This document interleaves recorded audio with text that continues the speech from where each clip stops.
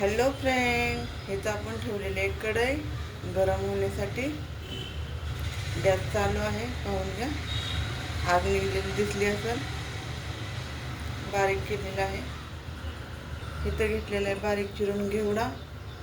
कोण चवळीची शेंग म्हणतं, कोण श्रावणी घेवडा म्हणतं. तुम्ही काय म्हणता ते नक्की कमेंटमध्ये सांगा. पाण्यामध्ये ठेवलेले आहे, माती वगैरे असेल तर खाली बसते. इथे घेतलेला आहे बारीक चिरून कांदा.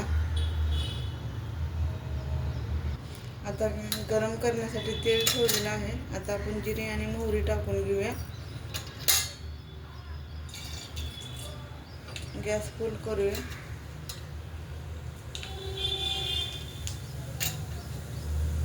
जिरे टाकलेलं आहे.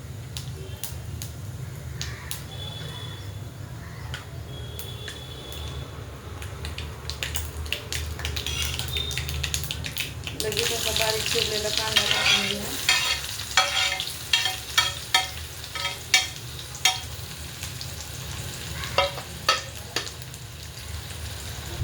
इथे घेतलेल्या हातामध्ये लसूण घेतलेला ठेचलेला कांद्यासोबतच तळून निघल. एक जीव करूया.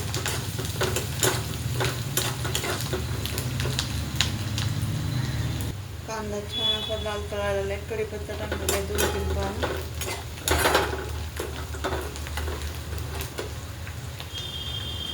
लसूण आणि कांदा बघा आपला छान असा परतला गेलेला आहे. लगेच असा आपण टोमॅटो टाकूया. 2 चिरून घेतलेले छोटे छोटे.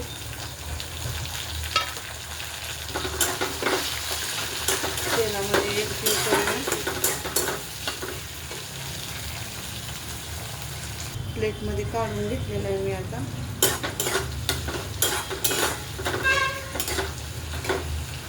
लगेच असा घेवडा टाकून घेऊ आपण. खाली पाणी राहतं ना पूर्ण, मला एवढं पाणी निघलेलं आहे. आता एक जीव करूया. मीठ टाकूया सुरुवातीला. एक जीव करूया.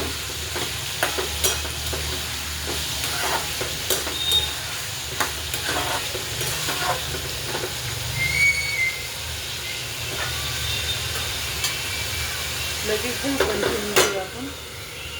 छान अशी वाफ भरलेली पाहून घ्या. ताटाच्या वरतून येते.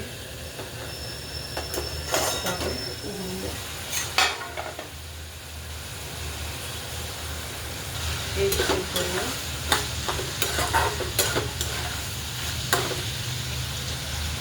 आता इथे घेतलेले मसाले. इथे लाल मिरची पावडर, थोडासा गरम मसाला, हळद घेतलेली. आपल्याला फक्त लाल मिरचीची करायची भाजी. आता एक जीव करूया.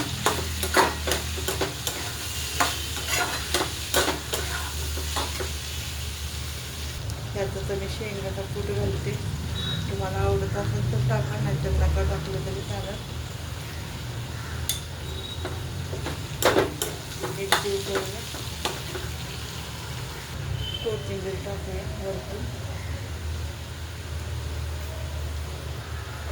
परत एक जीव करूया. ह्या पद्धतीची आपली घेवड्याची भाजी तयार झालेली आहे चपातीसोबत खाण्यासाठी. आवडले तर लाईक करा, शेअर करा, कमेंट करा.